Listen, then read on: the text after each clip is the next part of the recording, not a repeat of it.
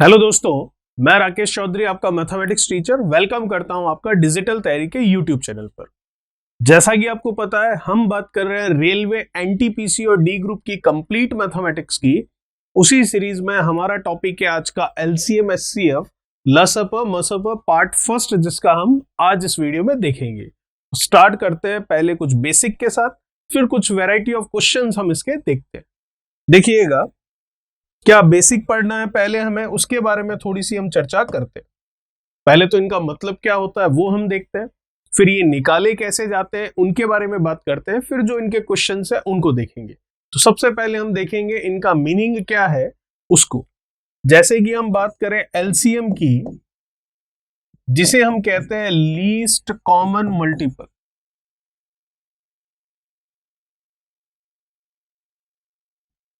ठीक है, जिसे हिंदी में हम कहते हैं लसअप,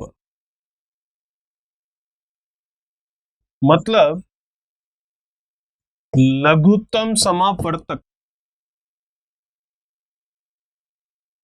ठीक है, एक होता है आपका एचसीएफ मतलब हाईएस्ट कॉमन फैक्टर, जिसे हम कहते हैं मसअप महत्तम समापवर्तक। तो एलसीएम क्या होता है देखिएगा, फॉर एग्जांपल 3 नंबर है हमारे पास, 3 नंबर हो सकते हैं, 2 नंबर हो सकते हैं, 10 नंबर हो सकते हैं, कितनी भी संख्याएं, कितने भी नंबर हो सकते हैं। अभी ये 3 नंबर है हमारे पास, इनके अगर मैं एलसीएम की बात करूं, इनके अगर मैं लसअप की बात करूं, तो इनका एलसीएम क्या होगा? इनका एलसीएम होगा आपके क्या 6060। कैसे आया, क्या आया, सब बात करेंगे। 60, तो पहले तो एलसीएम का मतलब देखते हैं। लीस्ट कॉमन मल्टीपल मतलब लघुत्तम समापवर्तक, मतलब वह छोटी से छोटी संख्या जो दी गई संख्याओं से पूर्णतया विभाजित होती हो। यह ध्यान रखिएगा, वह छोटी से छोटी संख्या जो दी गई संख्याओं से पूर्णतया क्या होती हो, विभाजित होती हो। ठीक है, 60 से छोटा कोई नंबर नहीं है जो कि 15, 10 और 20 तीनों से विभाजित हो जाए। 60 से बड़े जरूर हो सकते हैं और होंगे भी, लेकिन 60 से छोटा कोई नंबर नहीं है जो कि इन तीनों संख्याओं से पूर्णतया विभाजित हो जाए। तो इसका मतलब एलसीएम लसअप क्या हो गया? वह छोटी से छोटी संख्या जो दी गई संख्याओं से पूर्णतया क्या होती हो, आपकी विभाजित होती हो। ठीक है, उन्हें हम क्या बोलते हैं? एलसीएम बोलते हैं, लसअप बोलते हैं। चलिए, तो इन तीनों का लसअप कितना आया? 60। कैसे निकल रहा है वो अभी हम बात करेंगे। तो अब बात करते हैं मसअप की, महत्तम समापवर्तक की। तो वो क्या होता है उसे भी देख लेते हैं। तो देखिएगा, बात करूं मैं मसअप के बारे में, जिसे हम कहते हैं महत्तम समापवर्तक,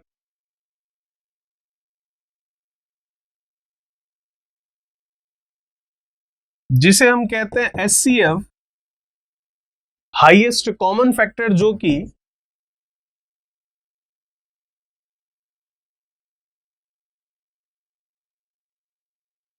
हाईएस्ट कॉमन फैक्टर। ठीक है, जैसे कि अभी हमने एग्जांपल लिया था क्या, 15, 10 और 20। तो एग्जांपल वही वापस रिपीट करते हैं, 15, 10 और क्या 20। इन तीनों संख्याओं का आपको निकालना है एचसीएफ मसअप। तो क्या होगा इनका मसअप? इनका मसअप होगा आपके 5। कैसे आया, क्यों आया, कहां से आया, वो सारा हम डिस्कस करेंगे। तो एचसीएफ होता है वह बड़ी से बड़ी संख्या जो दी गई सभी संख्याओं को क्या करती है, विभाजित करती है। वह बड़ी से बड़ी संख्या जो दी गई संख्याओं को पूर्णतया क्या करती है, विभाजित करती है। तो अब आपको इन दोनों का मतलब समझ आया होगा। एलसीएम होता है छोटी से छोटी संख्या, एचसीएफ होता है बड़ी से बड़ी संख्या। एलसीएम होता है जो दी गई संख्याओं से विभाजित होती है, और एचसीएफ होता है जो दी गई संख्याओं को विभाजित करता है। ठीक है, तो यहां से एक कंसेप्ट और हम समझते हैं। जैसे कि हमने एग्जाम्पल लिया है किसका, 10, 15 और 20 का। ये 3 संख्याएं लिए, 2 संख्याएं, 10 संख्याएं, 15 संख्याएं, 12 संख्याएं, जितनी भी संख्याएं होगी, लसअप और मसअप का मतलब वही होता है जो अभी अभी मैंने आपको एक्सप्लेन करके बताया है। ठीक है, तो इनका लसअप हमने देखा, एलसीएम जो था वो क्या था, 60। इनका मसअप हमने देखा जो कि एचसीएफ है, वो क्या था, 5। ठीक है, तो क्या था इनका एचसीएफ, अगर उसके बारे में बात करें तो एचसीएफ के बारे में अगर देखें तो एचसीएफ क्या था कि जो दी गई संख्याओं को विभाजित करता है। एचसीएफ जो दी गई संख्याओं को विभाजित करता है। एरो का साइन देखिए किधर जा रहा है, संख्याओं में जा रहा है, तो एचसीएफ कितना था 5। और एलसीएम क्या, जो दी गई संख्याओं से विभाजित होता है। तो एरो का साइन देखिए किधर जा रहा है, उधर जा रहा है, तो दी गई संख्याओं से विभाजित, तो एलसीएम दी गई संख्याओं को विभाजित करे एचसीएफ। एलसीएम छोटी से छोटी संख्या दी गई संख्याओं से विभाजित हो, एचसीएफ बड़ी से बड़ी संख्या जो दी गई संख्याओं को विभाजित करे। 5 से बड़ा कोई नंबर नहीं है जो इन तीनों को एक साथ विभाजित कर सकता है। ठीक है, चलिए अब बात करते हैं एलसीएम और एचसीएफ। इनके लिए तो जरा देखिएगा, दी गई संख्याओं का जो एलसीएम है, जो लसअ है, वो उन्हीं संख्याओं का जो मसअ है उससे भी पूर्णतया विभाजित होता ही होता है। देख लीजिए 60 जो है वो 5 से पूर्णतया विभाजित हो रहा है, होगा ही होगा। अगर नहीं होता है तो या तो आपका लसअ गलत है या फिर मसअ गलत है। केवल और केवल किसमें, उन्हीं संख्याओं के लिए, किन्हीं और संख्याओं के लिए बात नहीं कर रहे हैं। जिन संख्याओं के लिए आपने लसअ निकाला है, जब उन्हीं संख्याओं का मसअ आपने निकाला तो इसका मतलब उन संख्याओं का मसअ उन्हीं संख्याओं के लसअ को पूरा पूरा विभाजित करेगा ही करेगा। ठीक है, तो 3 चीजें हमने सीख ली। अब एक कंसेप्ट और समझते हैं, जब संख्याएं 2 होती है उसके लिए क्या लॉजिक है देखिएगा। जैसे कि 2 नंबर दे रखे हैं आपको, फॉर एग्जाम्पल 15 और 10, केवल और केवल 2 संख्याओं के लिए ही ये नियम काम आएगा जो मैं बताने जा रहा हूं। 2 संख्याएं कौन सी है, 15 और 10। ठीक है, इन संख्याओं का गुणा कीजिए, तो ये लीजिए 15 इंटू 10 कर लिया, 150 आ गया, कोई दिक्कत नहीं। चलिए अब इन संख्याओं का लसअ क्या होगा वो जरा देखिए, और इन संख्याओं का मसअ क्या होगा वो जरा देखिए। कैसे निकलेगा बताऊंगा आपको। ठीक है, इनका एलसीएम आ गया, कितना आ गया इनका एलसीएम, इनका एलसीएम आ गया 30, 30। कैसे आया अभी बात करेंगे। इनका एचसीएफ आ गया, कितना आ गया इनका एचसीएफ 5। ठीक है, वो भी कैसे आया वो भी अभी डिस्कस थोड़ी देर में ही करेंगे। तो आपने देखा 2 संख्याओं के लिए ही मैंने बात की है, 3 संख्याएं 4 संख्याएं उसके लिए नियम लागू नहीं होता है। 2 संख्याओं का लसअ आपने देखा और 2 संख्याओं का मसअ आपने देखा, और वो संख्याएं 15 और 10 है, उनका गुणा किया 150 आया। तो उन्हीं संख्याओं के लसअ और मसअ का भी गुणा करो जरा, तो 30 और 5 का भी गुणा करूं तो वो कितना दे रहा है 150। तो आप देख सकते हैं ये भी 150 है, ये भी 150 है।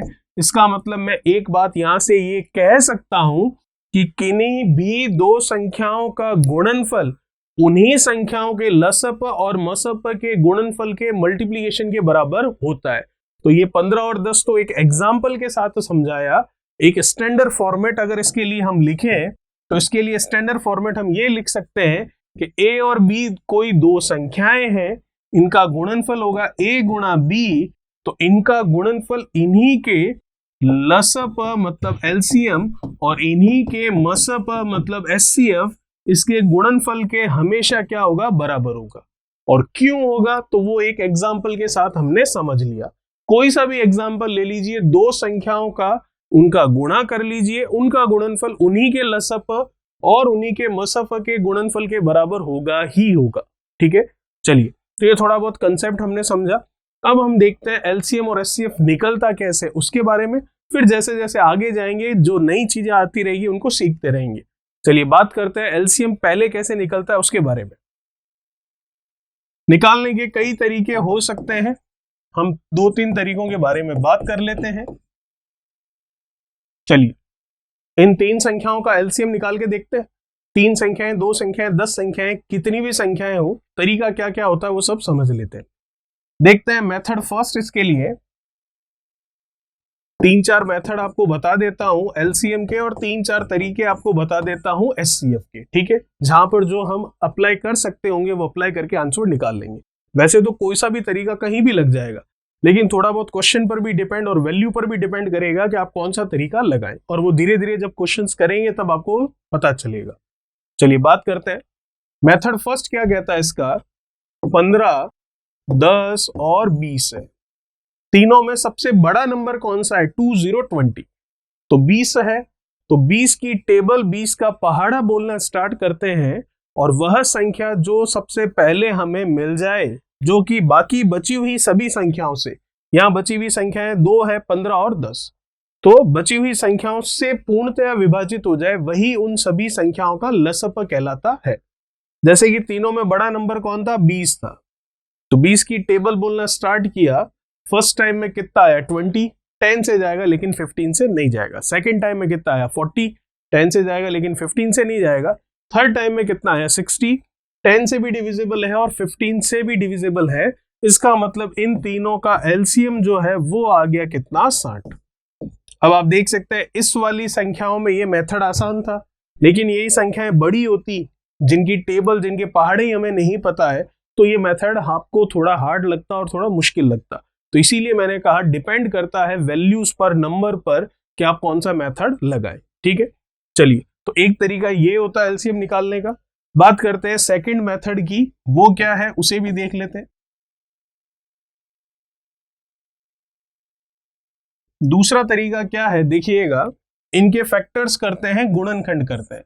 जैसे कि 15 के गुणनखंड फैक्टर्स करें, फैक्टर्स गुणनखंड, कौन से गुणनखंड? अभाज्य गुणनखंड, प्राइम फैक्टर्स। ऐसी संख्याओं में तोड़ना है जो कि खुद के अलावा और किसी से विभाजित नहीं होती है। तो 15 होगा 5 गुणा 3, कोई दिक्कत नहीं है। फिर मैं बात करूं 10 की, तो वो होगा 5 गुणा 2, ये भी कोई दिक्कत नहीं है। फिर मैं बात करूं 20 की, तो वो होगा 5 गुणा 4, 4 को मैं लिख सकता हूं 2 गुणा 2। तो हमें एलसीएम निकालना है, तो हमने प्राइम फैक्टर्स, अभाज्य गुणनखंड कर लिए। अब आपको इसमें से क्या लेना है? लसअप लेना है। तो लसअप लेने का तरीका आसान है, हर एक प्राइम नंबर को, हर एक अभाज्य संख्या को लीजिए जितनी सबसे अधिक बार वो आई है। कौन कौन सी अभाज्य संख्याएं दिख रही है? 5, 3 और 2। ठीक है, तो 5 सबसे अधिक कितनी बार आया है? तो ऐसे काउंट नहीं करना 1, 2 और 3 बार आया। सबसे अधिक बार मतलब एक लाइन में सबसे ज्यादा बार कितनी बार आया है? एक बार ही आ रखा है, चाहे ये लाइन या ये लाइन देखें, तो 5 को तो लेना ही है। फिर 3 कितनी बार आया सबसे अधिक बार?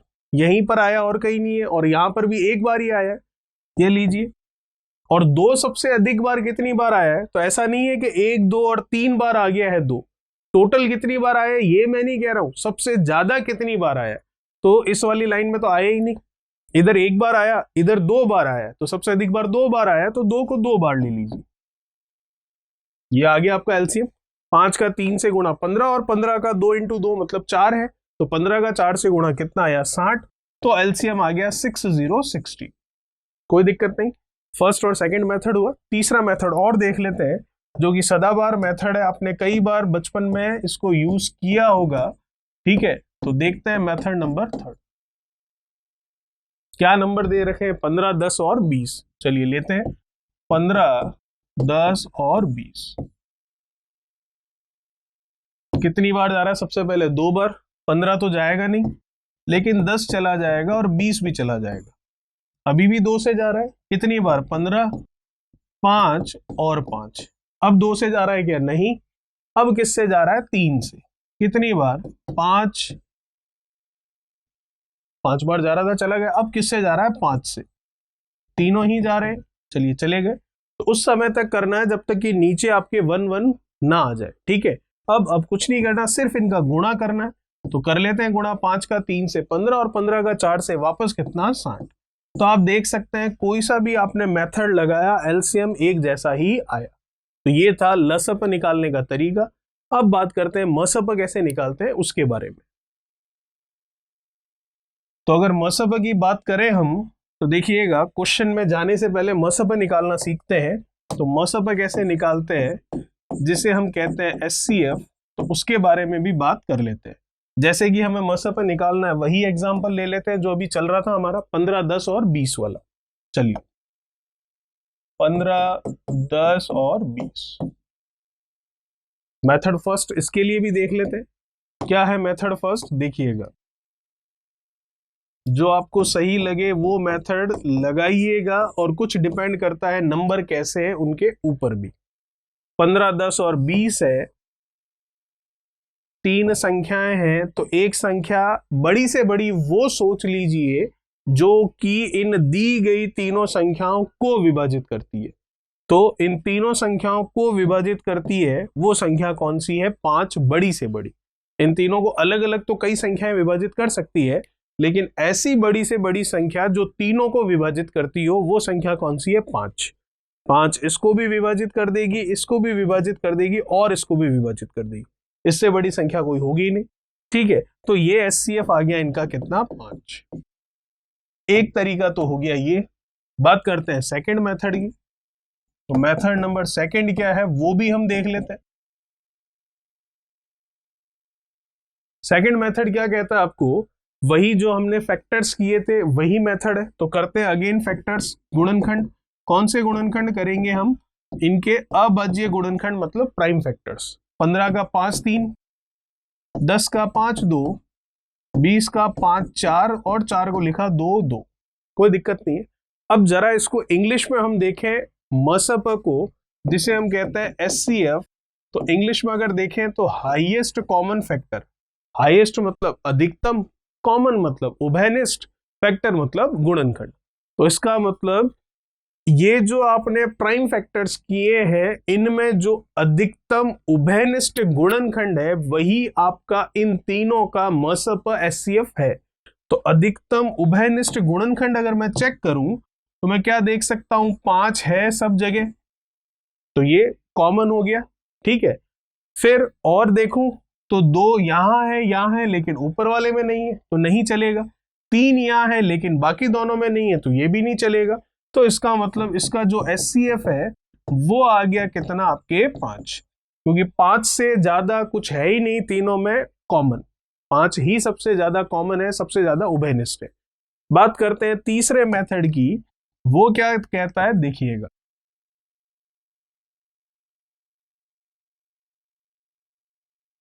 मेथड तीसरा आपको कहता है डिवीजन मेथड, भागफल विधि लगाई जाती है। एक और तरीका होता है इसका, वो भी अभी बात कर लेंगे हम। वो होता है अंतर वाला। जब संख्याएं बड़ी होती है तब मेथड 4 जो है वो भी हम यूज कर सकते हैं। क्या है अभी एक्सप्लेन करूंगा, पहले मेथड तीसरा समझते हैं। मेथड तीसरा आपका जिसे हम कहते हैं डिवीजन मेथड, भागफल विधि, उसे ध्यान से समझिएगा क्योंकि उसके ऊपर डायरेक्ट क्वेश्चन भी आते हैं। तो किस तरीके से देखिए, 3 नंबर दे रखे हैं आपको, 15 10 और 20। कोई दिक्कत नहीं है।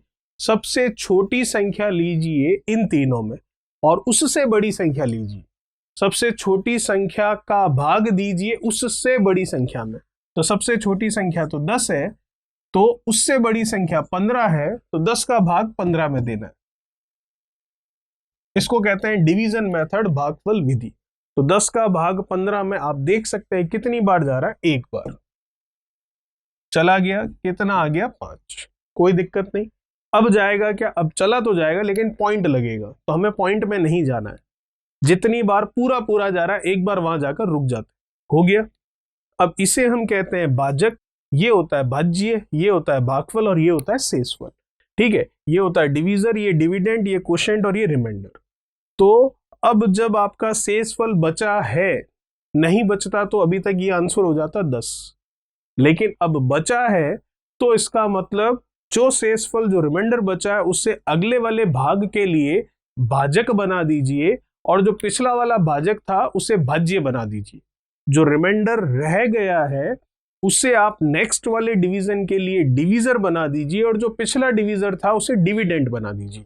तो कर लेते हैं जो बोला है उस काम को। तो ये 10 आ गया यहां।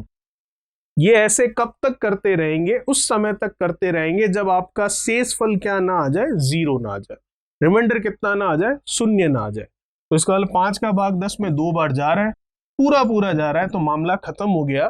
तो लास्ट वाला जो आपके भाग का भाजक बचा, लास्ट वाले डिवीजन का जो आपका डिवीजर बचा, उसे अब लेकर जो तीसरा नंबर बचा हुआ है उसमें भाग दीजिए।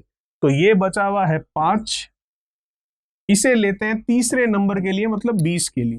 तो 5 का भाग 20 में दे दिया, पूरा पूरा जा रहा है 4 बार, तो ये भाग भी यहां खत्म हो गया। तो फाइनली जो हमारा डिवीजर रहा है इस पूरे भागफल विधि में, डिवीजन मेथड में, जो भाजक रहा है वो कितना है? 5। वही हमारा क्या है? एचसीएफ। ठीक है, तो ये 3 मेथड हुए मसप निकालने के। एक और मेथड है, उसे भी हम देख लेते हैं। तो देखिएगा, मेथड फर्स्ट हटाकर मेथड फर्स्ट की जगह ही हम मेथड नंबर 4 देखेंगे। चलिए, क्या है मेथड नंबर 4, समझिएगा। अच्छा तरीका है, जब नंबर बड़े होते हैं तब ये मेथड बहुत हेल्प करता है। तो मेथड नंबर 4 क्या कह रहा है आपको, नंबर दे रखे हैं आपको। कौन कौन से नंबर दे रखे हैं? 15, 10 और 20। ठीक है, यहां तक। आप क्या कीजिए, दो दो संख्याओं के अंतर ले लीजिए। किन दो दो के? जो सीक्वेंस दे रखा उसी का ले लीजिए, या कैसे भी ले सकते हैं। तो 15 और 10 का अंतर लिया मैंने, कितना आया? 5। वैसे ये जो मेथड है बड़ी संख्याओं में ज्यादा एप्लीकेबल रहता है। फिर इन दोनों का अंतर लिया, कितना आया? 10। ठीक है, यहां तक। अब आप कीजिए, जो अंतर आए हैं इनके फिर से अंतर ले लीजिए। इनका अंतर कितना आया? 5। ठीक है, अब अभी तो नंबर ही 5 ही आया है। हो सकता था यहां पर कुछ 15 आता, 20 आता, ऐसा कुछ आता। वो जब आगे जाएंगे, जब नंबर बड़े होंगे तब अंतर भी कुछ बड़ा आएगा। ठीक है, तो जो यहां पर लास्ट में अंतर आता, डिफरेंस आता, उसके फिर हम फैक्टर्स करते, गुणनखंड करते, और उन गुणनखंडों को, उन फैक्टर्स को हम चेक करते कि इनके लिए कौन सा एचसीएफ की प्रॉपर्टी गुण रखता है, वही हमारा आंसर होता। लेकिन अभी तो नंबर ही एक बचा है, 5 ही। तो मैं देख सकता हूं एचसीएफ तो यही होता है क्या, जो दी गई संख्याओं को पूरा पूरा विभाजित करता है। तो 5 15 को, 5 10 को और 5 20 को पूरा पूरा डिवाइड कर रहा है। इसका मतलब इनका एचसीएफ कितना हो गया? 5। लेकिन ऐसा नहीं है कि जो अंतर आएगा वही आपका आंसर होगा। जब नंबर बड़े होंगे तो अंतर भी बड़ा आएगा। तो उस समय मैं आपको और अच्छे से इसी मेथड को एक्सप्लेन करूंगा। लेकिन ये मेथड भी होता है एचसीएफ निकालने का बड़ी संख्याओं के लिए। छोटी संख्याओं में तो ये मेथड लगाने की जरूरत नहीं है, आसानी से हम कुछ भी लगाकर देख सकते। ठीक है, तो यहाँ पर और कोई नंबर आता तो फिर उसके गुणनखंड करते, फिर हम चेक करते कि उस संख्या से, उस गुणनखंड से, उस फैक्टर से दी गई संख्याएं पूरी विभाजित होती है या नहीं। हर एक से होती है वो हमें नहीं देखना, बड़ी से बड़ी संख्या हमें पकड़नी है। वो पता चलेगा जब यहाँ पर नंबर बड़े होंगे, तब हम ये मेथड जरूर लगाएंगे और उस समय और अच्छे से आपको समझ आएगा। तो ये था एक हमारा थोड़ा बहुत बेसिक इसके बारे में, थोड़ा बहुत जो कंसेप्ट हमने समझा एलसीएम का और एचसीएफ का, कैसे निकालते हैं, क्या होते हैं, क्या रिलेशन होता है इनमें और संख्याओं में, उन सब के बारे में। ठीक है, तो अब हम बात करेंगे इनके क्वेश्चंस की। तो स्टार्ट करते हैं इनके क्वेश्चन। तो देखिएगा, क्वेश्चन नंबर फर्स्ट देखते हैं हम क्या कह रहा है हमारा क्वेश्चन नंबर पहला। क्वेश्चन नंबर पहला है आपके पास 2 × 3 पावर 3 × 5 पावर 4 ब्रैकेट क्लोज। ये एक संख्या हो गई हमारे पास। बस बड़ी सी संख्या ना लिखकर ऑलरेडी फैक्टर करके लिख दिया है, तो हमारे लिए तो और भी काम आसान हो गया। अगर बड़ी सी संख्या होती, ठीक है, तो फिर हमें उसके फैक्टर्स करने पड़ते, जो कि यही आते जो लिखे हुए हैं पहले से। चलिए, दूसरी संख्या है 2 का क्यूब गुणा 3 गुणा 5 का स्क्वायर गुणा 7। अगेन वही बात, बड़ा सा कोई नंबर है, उसके गुणनखंड करके लिखे हुए, तो काम आसान करके हमें दे रखा है। और नहीं लिखा होता तो फिर फैक्टर्स हम करते, अगर हम गुणनखंड विधि लगाते तो। चलिए, वैसे ये तीसरा एक और कोई नंबर हो गया आपके पास 2 की पावर 4 × 3 का स्क्वायर × 5 × 7 का स्क्वायर × 11। कुल मिलाकर ये पहली संख्या, ये आपकी दूसरी संख्या और ये आपके तीसरी संख्या। इसका हमें क्या पूछा है? लघुत्तम समापवर्तक मतलब एलसीएम ज्ञात करना है। तो जब फैक्टर्स ऑलरेडी कर ही रखे हैं तो फिर फैक्टर वाला ही मेथड लगाते हैं। तो गुणनखंड विधि ही हम लगा लेते हैं। और गुणनखंड विधि क्या होती है आपके? अभाज्य गुणनखंड वाली बात करते हैं। तो क्या ये अभाज्य संख्याओं में गुणनखंड हो रखे हैं? बिल्कुल हो रखे हैं। 2 3 5 7 11 सारी अभाज्य संख्याएं हैं, प्राइम नंबर ही है। तो 1 सेकंड में आंसर आ जाएगा इसका। तो एलसीएम क्या होता है?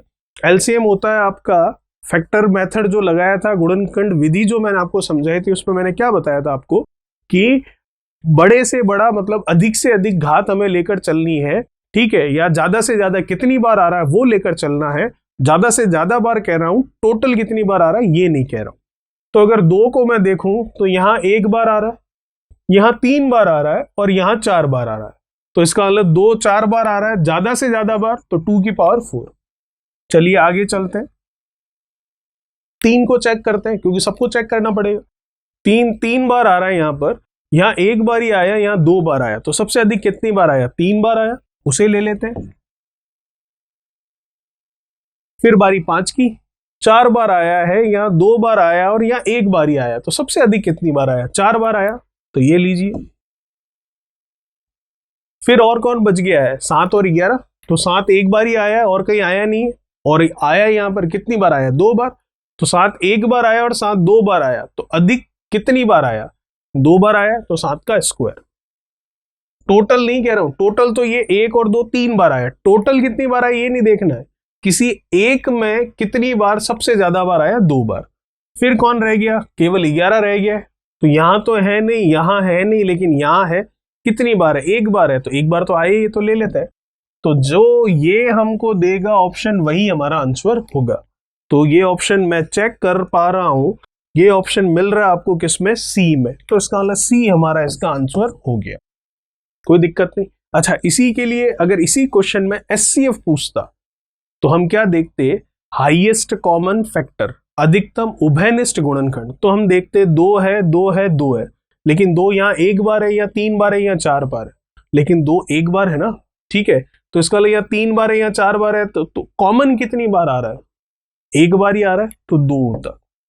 फिर बात करते 3 या 3 बार है या एक बार है या 2 बार है, तो 3 एक बार ही आ रहा है, यहां 2 बार और 3 बार होने से मतलब क्या हुआ, कॉमन सब में देखूं तो एक बार तो आ ही रहा है, तो ये 3 आता। फिर मैं देखता 5, यहां एक बार है, यहां 2 बार है या 4 बार है, 4 बार 2 बार आने से क्या हुआ, यहां तो एक बार ही है, तो अधिकतम कॉमन कितनी बार आ रहा है, एक बार, ठीक है। फिर 7 यहां है लेकिन यहां नहीं है, तो 7 हम नहीं लेते।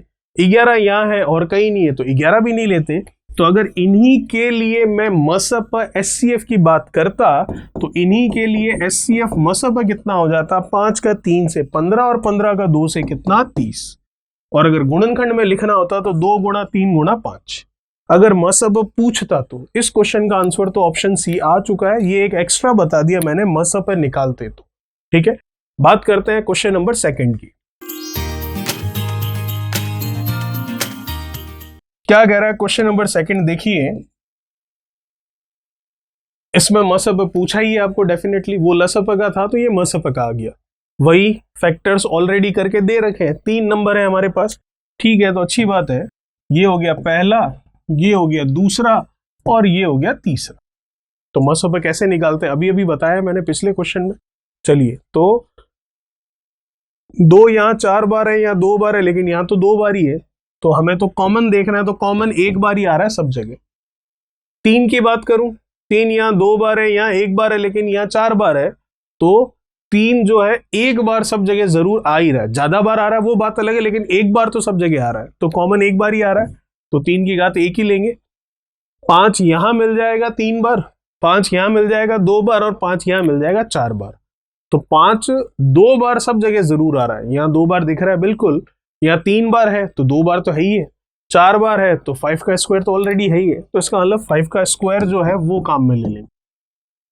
फिर 7 यहां है, यहां पर है, लेकिन यहां पर नहीं है, अगर यहां भी 7 का स्क्वायर होता तो हम 7 का स्क्वायर भी ले लेते, और 7 का स्क्वायर ना होकर 7 का क्यूब होता या 7 की घात 1 होती, 7 की घात 1 होती तो 7 की घात 1 ही लेते, लेकिन यहां है ही नहीं तो लेंगे ही नहीं। तो ये आपका आंसर है, और ये ऑप्शन कौन सा है, 2 इंटू 3 इंटू 5 का स्क्वायर ऑप्शन है पहला, इसका मतलब ये ऑप्शन हमारा क्वेश्चन नंबर 2 का सही है। चलिए देखते हैं नेक्स्ट क्वेश्चन नंबर 3। क्या कह रहा है क्वेश्चन नंबर 3, देखिए, क्वेश्चन नंबर 3 आपको कह रहा है दो संख्याओं का एलसीएम आपको दे रखा है 2310 है, कोई दिक्कत नहीं है, उनका महत्तम समापवर्तक मतलब एचसीएफ आपको दे रखा है 30 है, यहां भी कोई दिक्कत नहीं है, उनमें से एक संख्या 210 है, तो दूसरी संख्या क्या होगी। बहुत आसान है, मैंने आपको बताया था कि दो संख्याओं के लिए नियम लगता है कि उन संख्याओं का गुणनफल उन्हीं संख्याओं के एलसीएम और उन्हीं संख्याओं के एचसीएफ के गुणनफल के बराबर होता है। और ये नियम क्यों लगता है वो हमने एक एग्जाम्पल को लेकर समझा था, आप 1 या 50 एग्जाम्पल ले लीजिए, उसमें ये नियम लगेगा ही लगेगा। तो इसका मतलब जब आपको ये पता है कि दो संख्याओं का एलसीएम एचसीएफ उन्हीं संख्याओं के गुणनफल के बराबर होता है, तो फिर हम निकाल सकते हैं। दो में से एक संख्या पता है और उनका एलसीएम एचसीएफ पता है, तो सीधी वैल्यू रखते हैं। एक संख्या 210 है, ये लीजिए, दूसरी निकालनी है मतलब बी निकालनी, अब बी निकालनी या ए निकालनी कोई फर्क नहीं पड़ेगा उससे, एलसीएम कितना है क्वेश्चन में 2310, एचसीएफ कितना है 3030। ठीक है, जो निकालना है उसको निकाल लेते हैं। तो कैंसिल होने के लिए कुछ है तो बिल्कुल है कैंसिल होने के लिए। ये मैं देखूं तो 0 से तो 0 कट गया, 3 से 21 कट गया 7 बार। निकालना आपको क्या बी है, तो बी निकल चुका है। बी बराबर 2310, उसमें भाग दे देते हैं 7 का। ठीक है, तो 2310 में 7 का भाग देते हैं। 7 से 23 गया कितनी बार, 3 बार, 21, फिर वापस 2 आया तो 21 हुआ, तो वापस 3 बार गया, 330 हमारा आंसर बन रहा है, जो कि ऑप्शन हो गया आपका ऑप्शन नंबर पहला।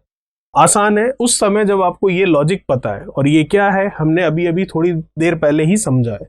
चलिए देखते हैं नेक्स्ट क्वेश्चन, क्वेश्चन नंबर 4 के बारे में क्या कह रहा है। क्वेश्चन नंबर चौथा देखिए, क्वेश्चन नंबर चौथा आपको कह रहा है कि दो संख्याओं के महत्तम समापवर्तक तथा लघुत्तम समापवर्तक का योग 680 है। मतलब दो संख्याएं हैं जिनका एलसीएम और एचसीएफ टोटल मिलाकर 680 है, कोई दिक्कत नहीं। उनका लघुत्तम समापवर्तक उनके महत्तम समापवर्तक का 84 टाइम्स है। चलिए ठीक है, तो बताइए इनमें से एक संख्या अगर 56 है तो दूसरी संख्या जो है वो क्या होगी। चलिए निकाल सकते हैं, कोई बड़ी बात नहीं है। पहले जो रिलेशन दे रखा है उससे हम एलसीएम और एचसीएफ निकाल लेते हैं। तो आपको कह रहा है कि उनका जो एलसीएम है और जो उनका एचसीएफ है उनका टोटल है कितना 680। क्वेश्चन में ही कह रहा है तो लिख लिया हमने। अब आपको कह रहा है कि उनका जो एलसीएम है वो उनके एचसीएफ का 84 टाइम्स है। तो एचसीएफ कितना हमें नहीं पता, तो एचसीएफ तो एचसीएफ ही है, एक्स वाई जेड एबीसीडी मानो, इससे अच्छा एचसीएफ ही लिख लिया हमने। एलसीएम जो है वो एचसीएफ का 84 टाइम्स है। इसका मतलब जो एचसीएफ है उस एचसीएफ का 84 से अगर मैं मल्टीप्लाई करवा लूं तो वो एलसीएम के बराबर ही होता है। तो एलसीएम की जगह लिख दिया 84 times of HCF equals to कितना है 680। तो ये लीजिए 680। तो 84 एचसीएफ प्लस एचसीएफ कितना हो गया 85 टाइम्स हो गया। तो यहां से क्या एचसीएफ निकल जाएगा, बिल्कुल निकलेगा 85 का। इसमें डिवीजन करके देख लीजिए, तो अगर ये देखें कितनी बार जाएगा, अगर इसका करें 6 48, ठीक है, कितनी बार जा सकता है 85 से, 85 से 680 है, तो ये गया आपके 7 8 8 40, फिर 8 600, ठीक है 8 बार चला जाएगा, क्योंकि 8 का 5 से करूं तो 8 पंजा 40, और 8 का 80 से करूं तो 8 8 64, मतलब 640 और 40 680 बन रहा है। इसका मतलब ये 85 से चला गया कितने टाइम्स, 8 टाइम्स। एचसीएफ की वैल्यू 8 आई है, एलसीएम की वैल्यू क्या है, कुछ नहीं, 84 टाइम्स है। ठीक है, तो एलसीएम कितना हो गया 84 टाइम्स ऑफ एचसीएफ। तो एचसीएफ तो 8 निकाला हमने, तो इसका 84 टाइम्स, ये लीजिए, गुणा करूं क्या, रहने दीजिए ऐसे ही, क्योंकि हमें एक नंबर पता है दूसरा निकालना है, तो कैलकुलेशन करने में आसानी रहेगी, जरूरत नहीं होगी तो बाद में गुणा कर लेंगे। तो अब वही कंसेप्ट जो हमने अभी अभी समझा था, मतलब समझा तो पहले था लेकिन अभी अभी उसका एक क्वेश्चन किया था। क्या कह रहा है, एक संख्या है 56, दूसरी संख्या आपको पूछ रहा है। तो हमें पता है कि दो संख्याओं का गुणनफल उनके एलसीएम और एचसीएफ के गुणनफल के बराबर होता है। तो एक संख्या है 56, तो ए का मान 56 है, बी आपको निकालना है, या बी का मान 56 है, ए निकालना है, कुछ भी लिखो फर्क नहीं पड़ेगा।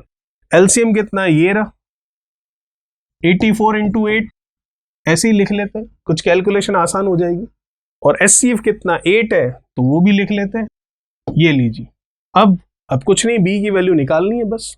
तो देखते हैं जो कैंसिल होने वाली चीजें हैं कुछ यहां पर, तो कैंसिल क्या हो रहा है देखते हैं। तो देखिएगा, इसको कैंसिल कर सकता हूं, 56 8 से चला जाएगा कितनी बार, 7 बार, कोई दिक्कत नहीं। 7 से 84 चला जाएगा कितनी बार, एक बार गया, फिर 14 हुआ तो 2 बार गया। तो फिर बी निकालना है, तो बी तो निकल चुका है, 12 का 8 से गुणा करना है, बस आंसर आ गया। तो 12 का 8 से आप गुणा करोगे कितना होगा 80, और ये 16, मतलब कितना 96। तो दूसरा नंबर जो पूछा वो आ गया आपके पास 96, ऑप्शन नंबर चौथा। आसान था, ठीक है, ये हमें पता है, ये एक नई चीज थी, नई तो नहीं है, मतलब सिर्फ आपको मल्टीप्लाई करके ये इतनी लाइनें लिखने की जरूरत नहीं, सीधा आप यहीं से आंसर कर सकते थे, पर एक एक स्टेप लिखकर बताया ताकि पता चल जाए। बात करते हैं नेक्स्ट क्वेश्चन नंबर 5 के बारे में, क्या कह रहा है देखते हैं।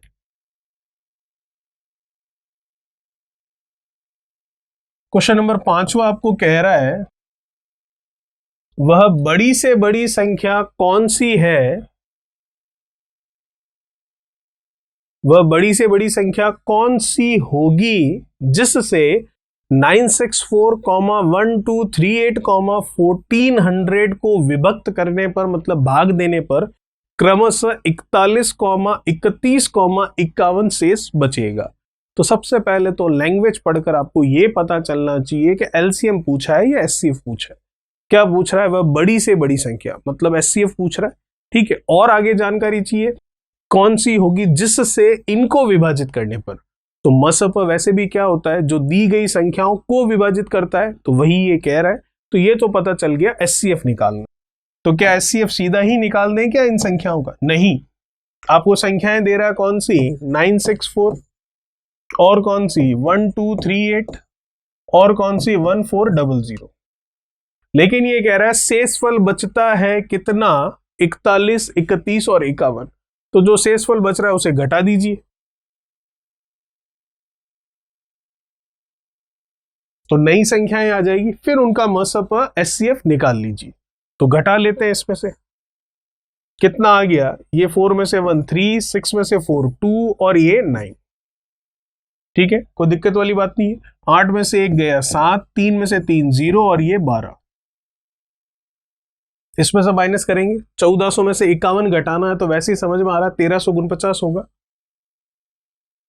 चलिए, ये 3 नई संख्याएं हमारे सामने आ गई। अब क्या करना है, अब इन तीनों का मसप लेना है, एचसीएफ लेना है, ठीक है।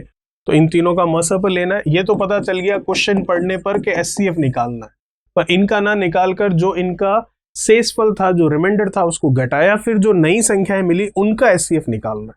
अब एचसीएफ निकालने के तो तरीके कई होते हैं। एक तो होता है फैक्टर, बड़े नंबर है, थोड़ा मुश्किल होगा। एक होता है आपका क्या, ऐसा कोई नंबर सोचे हम जो कि इन तीनों को विभाजित करता हो। सोचने की तो जरूरत है नहीं, वैसे ऑप्शन दे रखे हैं, पर चारों ऑप्शन को चेक करें तो वो भी मेथड थोड़ा लेंदी हो जाएगा। फिर एक होता है डिवीजन वाला मेथड, भाग देने वाला, लगा तो सकते हैं लेकिन नंबर बड़े दिख रहे हैं, उसमें भी थोड़ा ज्यादा टाइम लग जाएगा। तो फिर एक जब संख्याएं बड़ी होती है तो अंतर वाला मेथड, हम डिफरेंस वाला मेथड जो है वो लगाते हैं। तो लगा लेते हैं वही मेथड यहां पर, इन दोनों का अंतर, ठीक है, कितना होगा देख लेते हैं। ये कितना है, 923 है, और ये कितना है, 1207 है। तो ये 7 तो ऊपर वाला पड़ा ही है, 923 है, तो यहां पर अगर हम देखें तो ये मिल जाएगा आपके 77, ठीक है। तो ये 80 हो जाएगा और ये 100 हो जाएगा, तो 77, तो ये हो जाएगा कितना, 1000, तो ये 207 और ये 77 है, तो ये हो जाएगा 14 करें तो 284, ठीक है। इनको वापस अगर ऐड करके देखें तो वही चीज मिलेगी, 4 और 3 7, 9 और 2 10, और एक ये 10 और 2 12, सही है। वापस इनका भी अंतर देखना है, जैसा कि मैंने आपको बताया था, अंतर वाला जो मेथड है एचसीएफ का, छोटी संख्याओं में बताया था, मैंने कहा था बड़ी संख्याएं होती है तब ये मेथड ज्यादा यूजफुल रहता है, जो कि अब हम यूज कर रहे हैं, ठीक है। चलिए, इन दोनों का अंतर देखना है, देख लेते हैं कितना हो जाएगा। इन दोनों का अंतर हो गया आपके 9 से 7 कितना, 2, ये 4, और ये कितना, 3 से 2 1, 142, ठीक है। अब इन दोनों का अंतर भी आप देख सकते हैं, तो देख लेते हैं इनका अंतर कितना होगा। ये 142 है, ये 284 है, ठीक है। तो 142 का डबल ही तो है 284, एक तरह से 2 का डबल 4, 4 का 8, 1 का 2, तो इसका इनका अंतर हो गया 142। अब देखिएगा जरा इधर, ये जो 142 आया है, सबसे पहले तो इस 142 पर ही आपको फोकस करना है, ठीक है, और फोकस करके ये देखना है क्या यही तो इनका एचसीएफ नहीं है, ठीक है। तो अगर ऑप्शन देखूं तो 142 तो कहीं नजर नहीं आ रहा, तो ये तो पता चल गया 142 तो इनका एचसीएफ नहीं होगा। और अगर करना होता तो किस तरीके से देखते, वही देखते कि 142 का इसमें भाग देते, शेषफल बचना चाहिए, पूरा पूरा जाएगा या नहीं जाएगा। तो दिख रहा है ये 2 है, ये पीछे 3 है, तो पूरा पूरा भाग तो नहीं जाएगा। ठीक है, तो इसका मतलब इनमें तो पूरा पूरा भाग जाना चाहिए 923 में, क्योंकि जो शेषफल था वो तो हमने घटा दिया, तो 142 तो वैसे ही आंसर नहीं होता। सबसे पहले तो जो आता है अंतर उसी को चेक करते हैं। ऑप्शन से भी दिख रहा है नहीं होगा, अगर ऑप्शन में 142 होता तो भी फिर हम 923 पे 142 का भाग देते, पर पूरा देने की जरूरत ही नहीं थी। ये 2 है, ये 3 है, वैसे इसमें भाग नहीं जाता। ठीक है, तो जब नहीं जाता है तो फिर इसके फैक्टर्स, इसके गुणनखंड करते हैं। तो इसके गुणनखंड करूं 142 के, तो जितने जितने बन सकते हैं वो सारे लिखते हैं, पर इसके तो एक ही बन रहा है, और वो क्या है 71 इंटू 2। ठीक है, इसके अलावा और कोई फैक्टर है क्या? नहीं। तो अब 71 या 2 इन दोनों में से कोई आंसर होगा।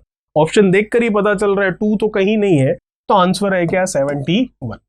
अब 71 923 को 71, 1207 को 71, 1349 को पूरा पूरा विभाजित करेगा, और यही 71 अगर आप 964, 1238 और 1400 में भाग दोगे तो 41, 31 और 51 आपका शेषफल बचेगा। ठीक है, तो हमारा आंसर हो गया क्या 71। तो हमने लगाया ये अंतर वाला मेथड। ठीक है, अगर यहाँ एक जोड़े की जगह और भी कंपैरिजन बनते, मतलब और भी मल्टीप्लिकेशन से 142 आता, तो उनको भी हम चेक करते। वो कैसे? जैसे जैसे क्वेश्चन आएंगे इस मेथड को और अच्छे से समझते हुए चलेंगे। जैसे कि एक हमने 10, 15, 20 के लिए समझा था, उससे अच्छा इसमें समझ में आया, और आगे जाएंगे और बड़े नंबर आएंगे तो और वैरायटी मिलेगी यहाँ पर, तो वो और अच्छे से समझ में आएगा। चलिए बात करते हैं नेक्स्ट क्वेश्चन, क्वेश्चन नंबर 6 की। क्या कह रहा है क्वेश्चन नंबर 6? देखिएगा, क्वेश्चन नंबर 6 आपको कह रहा है वह बड़ी से बड़ी संख्या, बड़ी से बड़ी मतलब पता चल गया आपको, एचसीएफ निकालना। फिर और पढ़ लेते हैं आगे, कंफर्म कर लेते हैं एचसीएफ ही है या एलसीएम है। वह बड़ी से बड़ी संख्या कौन सी है जिससे 187, 233, 279 को भाग देने पर प्रत्येक दिशा में समान शेषफल आए। ठीक है, तो इसका मतलब वह बड़ी से बड़ी संख्या, एक तो हिंट ये मिल रहा है, और जिससे इनमें भाग देना है, तो एचसीएफ ही वो होता है जिसका दी गई संख्याओं में भाग देते हैं। तो इसका मतलब इनका एचसीएफ ही निकालना है। ठीक है, तो एचसीएफ किसका निकालना है? 187, 233, 279 का। कोई दिक्कत नहीं है। ठीक है, तो निकाल लेते हैं इनका। अब कैसे निकालें? निकालने के तरीके तो कई है, लेकिन आगे हमें पढ़ना है पूरा क्वेश्चन, जो कि ये कह रहा है प्रत्येक दिशा में एक समान शेषफल दे, मतलब तीनों ही केस में एक समान शेषफल बचे। तो अभी पिछले वाले क्वेश्चन में अलग अलग शेषफल बच रहा था, तो आपने क्या किया? आपने घटा दिया उन संख्याओं में से, फिर आपका एचसीएफ ले लिया आपने आने वाली संख्याओं का, तो आपका आंसर आ गया। लेकिन यहाँ तो एक समान शेषफल कह रहा है, तो जब अलग अलग शेषफल होता है तब तो हम उन संख्याओं में से घटा लेते हैं, जैसे कि ये घटाया, फिर संख्याओं का एचसीएफ ले लिया। ठीक है, और जब अलग अलग शेषफल ना होकर एक समान शेषफल होता है, तो अभी हम एचसीएफ निकालने की विधि नहीं लगा रहे, अभी एक समान शेषफल होता है, इसलिए हम क्या करते हैं, इन संख्याओं का अंतर लेते हैं और जो संख्याएं आती है उनका एचसीएफ निकालते। तो इन संख्याओं का अंतर लेना पड़ेगा हमें, तो इनका अंतर लेते हैं। ये 187 है, ये 233 है, तो 87 है तो 13 इधर हो गया। ठीक है, और ये 33 इधर हो गया, तो 13 और 33 कितना हो गया आपके? 46। फिर इनका अंतर लेना है तो ले लेते हैं। ये कितना है? 9 में से 3 और 7 में से 3 और 2 में से 2, 0। अब ये जो संख्याएं आई है आपके पास नंबर क्या है? अब ये नंबर आए, ये संख्याएं हैं आप। ठीक है, अभी हमने एचसीएफ वाला मेथड नहीं लगाया है। एचसीएफ वाला मेथड भी होता है इसी तरह से, लेकिन अभी एचसीएफ का मेथड नहीं लगा है। जब कभी भी आपको अगर अंतर मतलब शेषफल एक समान कहे, तो आपको पहले तो दी गई संख्याओं का अंतर लेना है, फिर जो नई संख्याएं आती है, जैसे कि आई है 46, 46। ठीक है, तो ये जो नई संख्याएं आई है, इन नई संख्याओं का आपको क्या लेना है? एचसीएफ। अब देखिए, आपने इन संख्याएं 2 नहीं आएगी, संख्याएं 3 आएगी, क्योंकि पहले 3 है तो अभी भी 3 ही आएगी। इन दोनों का अंतर लिया 46 आया, इन दोनों का अंतर लिया 46 आया। अब इन दोनों का भी तो अंतर लेना पड़ेगा, ठीक है ना, तभी तो वापस 3 नंबर बनेंगे। तो इन दोनों का अंतर भी ले लेते हैं। वो क्या होगा इन दोनों का अंतर? ये देखते हैं यहां पर, 9 माइनस 7 कितना, 2, 7 माइनस 8, या ऐसे कर लेते हैं, ये 79 ऊपर है, ये 187 है, तो 13 ले लेते हैं। तो 79 और 13 मतलब गुण 80 और 13 को अगर हम जोड़ लें तो 79, 89 और ऊपर का 3 है, तो ये हो गया 89 और कितना, 92। तो आपके पास ये नंबर आ गए। अब तो संख्याएं कौन कौन सी है, 46, 46 और 92। अभी तक हमने डिफरेंस वाला जो मेथड होता था वो केवल इन और इन में लगता था, फर्स्ट और लास्ट वाले में नहीं लगाते थे। तो इसीलिए मैं फिर से कह रहा हूं, एचसीएफ निकालने का तरीका नहीं लगा रहे हैं। जब आपको बोले एक समान शेषफल है तो दी गई संख्याओं का अंतर निकालते हैं और हर एक जोड़े का अंतर निकालते हैं, तो जितनी संख्याएं होती है वापस अंतर निकालने पर उतनी ही संख्याएं मिल जाती है। अब इन 46, 46 और 92 में हम मेथड लगाएंगे एचसीएफ का। ठीक है, चलिए, तो अब हमें एचसीएफ लेना किसका है, एचसीएफ लेना है हमें एचसीएफ ऑफ 46, 46, 92। कब करते हैं, जब समान शेषफल बचता है उस समय। ठीक है, अब एचसीएफ निकालना है 46, 46 और 92 का। अब आप जो एचसीएफ का मेथड लगाना चाहें वो आप लगा सकते हैं। तो आप चाहें तो डिवीजन मेथड लगा सकते हैं, आप चाहें तो फैक्टर वाला मेथड लगा सकते हैं, आप चाहें तो कोई नंबर ऐसा सोचकर जो मेथड होता है वो लगा सकते हैं, और आप चाहें तो अंतर वाला जो मेथड होता है वो लगा सकते हैं। पर जो नंबर मैं देख पा रहा हूं वो बहुत ही आसान है, देखकर ही पता चल रहा है कि इनका जो एचसीएफ होगा वो 46 होगा, 46 होगा, क्योंकि इसके फैक्टर करूंगा तो 46 ही होगा, 46 इंटू 1 कह दें, इसके 46 इंटू 1 ही होगा। 46 के और हो सकते हैं, लेकिन जो हाईएस्ट फैक्टर दिख रहे हैं उनकी बात करूं तो ये मैं कह सकता हूं 46 इंटू 1, इसको मैं कह सकता हूं 46 इंटू 1, और इसको मैं कह सकता हूं 46 इंटू कितना, 2। ठीक है, अब 46 के चाहे टुकड़े कर लो, उससे क्या फर्क पड़ रहा है, तीनों में कॉमन तो आ ही रहा है, फिर क्यों टुकड़े करने। तो 46 जो है वो हाईएस्ट कॉमन आ रहा है तीनों में, इसका मतलब इसका एचसीएफ हो गया 46। ठीक है, तो नंबर के ऊपर भी डिपेंड करता है आप कौन सा मेथड लगाते हैं। तो ये आसान सा दिख रहा था इसलिए हमने फैक्टर वाला मेथड लगा लिया। ठीक है, और ये अंतर क्यों किया, ये एचसीएफ निकालने के लिए अंतर नहीं किया है, ये अंतर उस समय करते हैं जब आपका एक समान शेषफल बचता है तब। तो 3 संख्याएं हैं तो अंतर करने पर भी 3 ही वापस आती है, और अगर वो हम एचसीएफ वाला मेथड लगाते हैं अंतर में तो उस समय 3 होती है, तो अंतर निकालने पर 2 हो जाती है, फिर और अंतर निकालने पर 1 हो जाती है। तो एचसीएफ वाला मेथड नहीं है, शेष एक समान बच रहा हर एक केस में, इसीलिए ये इस तरीके की विधि है, ये आने वाली नई संख्याओं का एचसीएफ हमारा आंसर होता है। चलिए, ये था क्वेश्चन नंबर 6। बात करते हैं नेक्स्ट क्वेश्चन नंबर 7 के बारे में। क्या कह रहा है क्वेश्चन नंबर 7, देखिएगा। क्वेश्चन 7 आपको कह रहा है दो संख्याओं का एलसीएम है 120, कोई दिक्कत नहीं है, तो निम्नलिखित में से कौन सी संख्या इन संख्याओं का एचसीएफ नहीं हो सकती। तो देखिएगा, केवल 2 संख्याएं नहीं, 3 संख्याएं, 4 संख्याएं, 5 संख्याएं, 15 संख्याएं, कितनी भी संख्याएं हो, उनका जो एलसीएम होता है वो उन्हीं के एचसीएफ से हमेशा पूर्णतया विभाजित होता है। ये मैंने आपको एक्सप्लेन भी किया है 15, 10 और 20 वाला एग्जाम्पल देकर इसी वीडियो के स्टार्टिंग में। केवल 2 के लिए नहीं, 3 संख्याएं, 4 संख्याएं, 5 संख्याएं, जितनी भी संख्याएं हो, उन संख्याओं का एलसीएम जो है उन्हीं संख्याओं का जो एचसीएफ है उससे पूरा पूरा विभाजित होता ही होता है। ठीक है, और 2 संख्याओं वाला जो लॉजिक है वो तो अलग है कि 2 संख्याओं का गुणनफल उन्हीं के लसप और मसप के गुणनफल के बराबर होता है, वो यहां नहीं है। ठीक है, 2 की जगह 3, 4, 5 किसी के लिए भी पूछता तो एलसीएम उनके एचसीएफ से विभाजित होना चाहिए। तो एलसीएम कितना बोल रहा है, 120।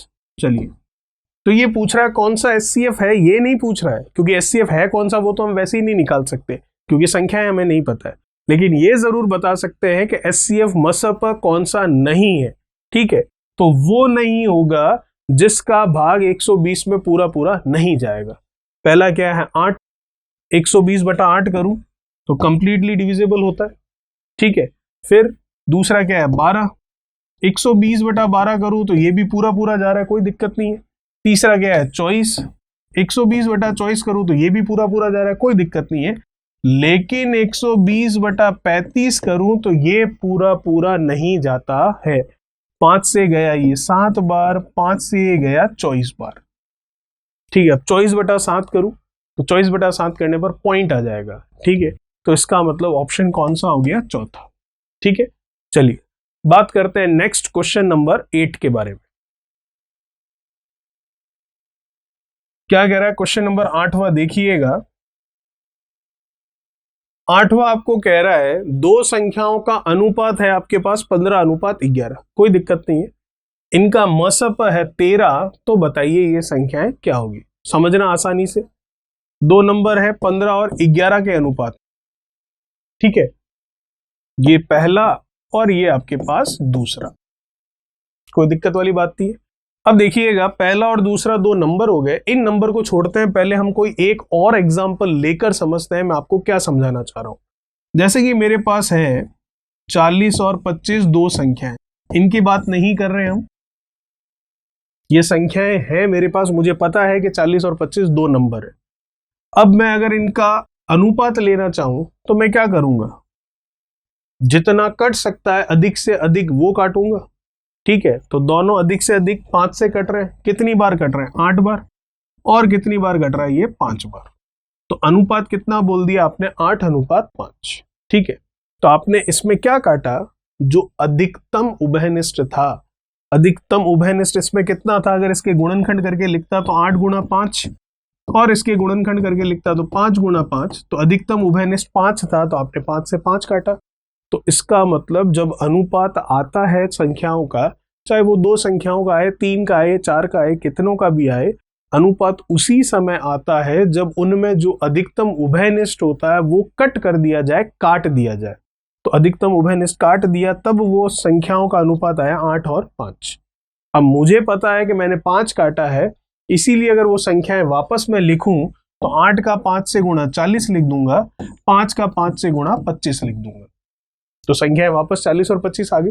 अब ये 5 मुझे पता था क्योंकि नंबर ऑलरेडी मुझे पता थे इसलिए, लेकिन काटा तो वही जो अधिकतम उभयनिष्ठ था, और अधिकतम उभयनिष्ठ वही होता है जो उनका मसप होता है। तो यही तो चीज यहां आ रही है, संख्याओं का अनुपात पता है 15 और 11, और अधिकतम उभयनिष्ठ इस केस में तो मुझे पता था क्योंकि नंबर मैंने लिखे थे, लेकिन इस केस में अधिकतम उभयनिष्ठ पता नहीं होगा, इसीलिए दे रखा है, कितना है? 13। तो जब अधिकतम उभयनिष्ठ आपको दे दिया 13 है, तो नंबर तो बता ही सकते हो, जैसे 8 × 5 और 5 × 5 करके बताया, वैसे ही यहां पर भी नंबर बता सकते हैं। 15 × 13 कर लूं और 11 × 13 कर लूं तो दोनों नंबर आ जाएंगे, तो आ गया हमारा आंसर। तो देखिएगा, 15 का 13 से करना है तो 15 का अगर 10 से करें 150, फिर 15 का 3 से करते हैं तो कितना होता है? 45। 150 और 45 हो गया आपके पास 195 पहला नंबर। दूसरा निकालना 11 का 13 से, तो 11 का 13 से भी कर सकते हैं, जो कि कितना आ जाएगा? 143। तो दोनों नंबर ही तो पूछे थे आपको, पहला है 195, दूसरा है 143, जो कि ऑप्शन है आपका, ऑप्शन नंबर कौन सा? ऑप्शन नंबर है आपका ये चौथा। ठीक है, चलिए बात करते हैं नेक्स्ट क्वेश्चन नंबर 9 के बारे में, 9 नंबर के बारे में। क्या कह रहा है क्वेश्चन नंबर 9? देखिएगा, दो संख्याओं का योग आपको दे रखा है 528, कोई दिक्कत नहीं, उनका मसप दे रखा है 33। ठीक है, इसमें इससे कितनी संख्याओं के जोड़े बनाए जा सकते हैं? अच्छा क्वेश्चन है। कई बार योग, अभी जैसे योग दे रखा है, ऐसे अंतर भी देता है, ऐसे ही गुणनफल भी देता है, मल्टीप्लिकेशन भी होता है, सब्ट्रैक्शन भी होता है, एडिशन भी होता है, लेकिन तरीका वही लगेगा जो एडिशन में हम समझ रहे हैं। तो मल्टीप्लिकेशन या फिर आपका सब्ट्रैक्शन का क्वेश्चन हो तो भी आप सॉल्व कर सकते हैं। चलिए, दो संख्याएं कौन सी है? मैं नहीं पता, मान ली ए और बी, टोटल इनका 528 है, ये हमें जरूर पता है। ठीक है, अब देखिएगा, अभी अभी मैंने आपको एक एग्जांपल समझाया था, जैसे कि 40, और कोई एग्जांपल ले लीजिए 15। ठीक है, या फिर और कुछ लेना चाहे 48 ले लीजिए, उससे कोई फर्क नहीं पड़ता। क्या ये अनुपात सही है? क्या नहीं, कैंसिल हो रहा है ये किससे? 8 से। कितनी बार? 5 बार, और ये कितनी बार? 6 बार। तो अनुपात कितना आया? 5:6। तो अगर मैं इनका एचसीएफ देखूं तो मुझे पता है ये क्या था, यहां पर 5 × 8, और यहां पर क्या था? 6 × 8। तभी तो आपने 8 से 8 कैंसिल किया और अनुपात लेकर आ गए क्या? 5:6। कोई दिक्कत नहीं। 8 का 5 से 40 और 8 का 6 से 48। अब आप जरा देखिए, अगर मैं आपको इस क्वेश्चन को बाद में देखेंगे, पहले ये थोड़ा सा समझ लेते हैं। अगर मैं आपको यहाँ पर पूछूं कि एचसीएफ कितना है, तो एचसीएफ आप देख पा रहे हैं जो कट चुका है हाईएस्ट कॉमन जो था, और वो कितना है, 8 है। ठीक है, तो अगर वो संख्याएं मैं आपको पूछूं कौन सी है, तो अभी तो 8 है, इसलिए आपको पता है, आप कह रहे हो 5 × 8 और 6 × 8। अगर ये हमें 8 एचसीएफ पता नहीं होता तो हम x कहते, क्योंकि फिर इन संख्याओं को क्या लिखते, 5x और 6x लिखते। तो x से x कट गया, तभी तो 5:6 बचता। ठीक है, तो इसका मतलब इस बार जो इस क्वेश्चन में है मसप हमें पता है कितना है, 33 है। लेकिन ये जो अनुपात में आता है 5 और 6, जैसे ये पिछली बार 3 और 2 आया था, वो हमें नहीं पता है। तो क्या ये जो अनुपात में आता है इनमें कुछ कॉमन होता है क्या? नहीं, कुछ अलग ही होता है। कॉमन तो कुछ होता ही नहीं है, क्योंकि जो कॉमन होता है वो तो इनका मसप हो जाता है। तो मसप तो 33 दे दिया, इसका मतलब पहली संख्या जो है वो हो गई आपके 33x, और दूसरी संख्या जो है वो हो गई 33y। क्यों तो लीजिए संख्याएं लिखकर देखते हैं, पहली और दूसरी। अनुपात लेते हैं, ले लिया, 33 से 33 घट गया तो x अनुपात y आ गया। ठीक है, x अनुपात y मतलब जितना कॉमन था वो चला गया, और कॉमन जितना था वो अधिकतम कॉमन 33 है, दे रखा है, तो इसीलिए नंबर हो गए 33x और 33y। ये जो x और y दिख रहे हैं, ये जो इस तरह से 5 और 6 इसमें बचे वो चीज है, तो नंबर हो गए इस बार 33x और 33y। अब चलते हैं आगे। योगफल आपको दे रखा है इनका कितना, 528। तो ये लीजिए टोटल किसके बराबर, 528। कॉमन कुछ ले सकते हैं क्या? बिल्कुल। क्या बच गया अंदर,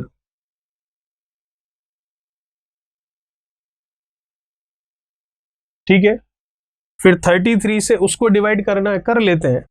तो इसको डिवाइड किया पहले तो 11 से 3 बार साफ साफ, 11 से इसको किया तो 4 बार ही जाएगा, 5 बार में तो जाना नहीं है।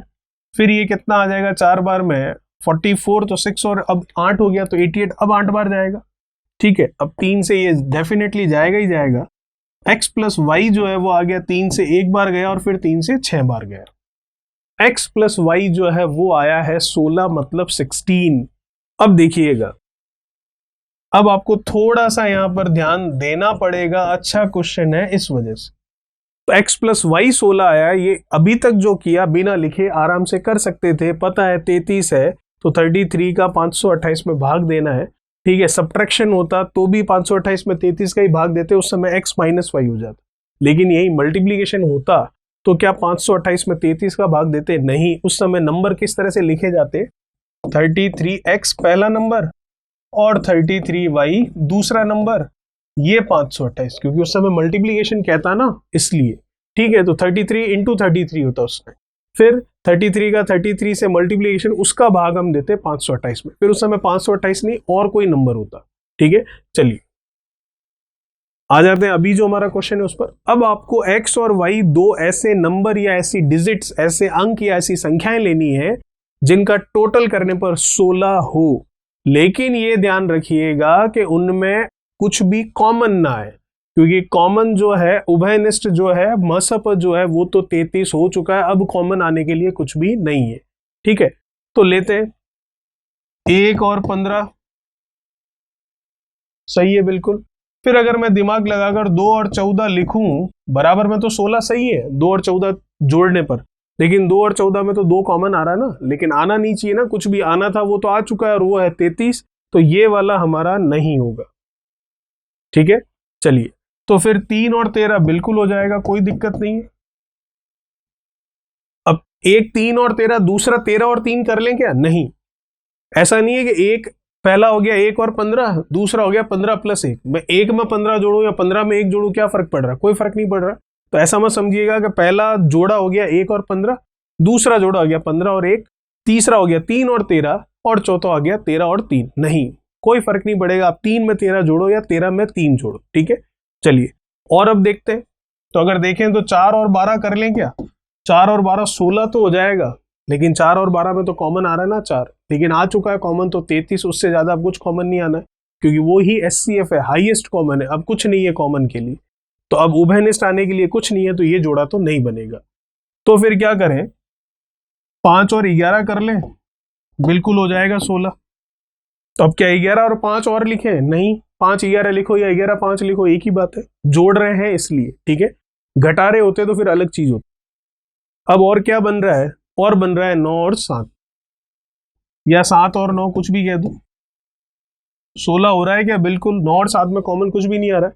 तो आप देख सकते हैं, और अगर आगे जाएं तो आप 6 और 6 कर 6 और इसको क्या करते अगर करते तो अगर 16 के लिए 6 और 10 करते, वो नहीं बैठता क्योंकि कॉमन आ रहा है उसमें।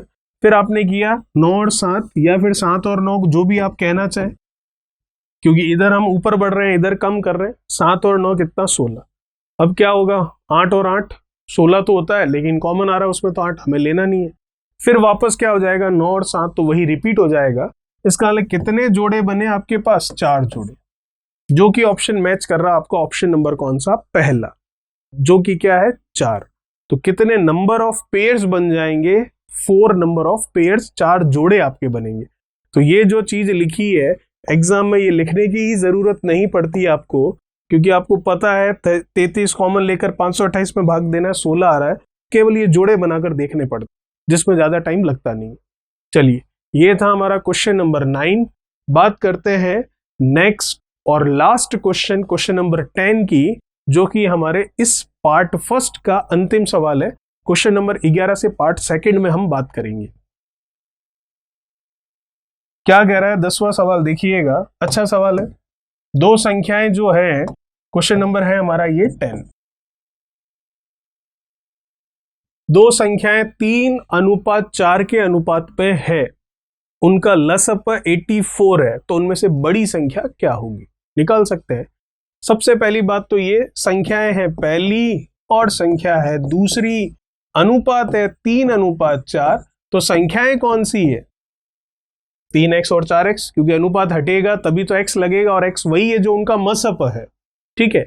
चलिए, अब उनका लसअप दे रखा, उनमें से बड़ी संख्या आपको पूछी है। तो अगर आप x का मान निकाल लें तो 4 से गुणा कर लो, बड़ी संख्या पता चल जाएगी।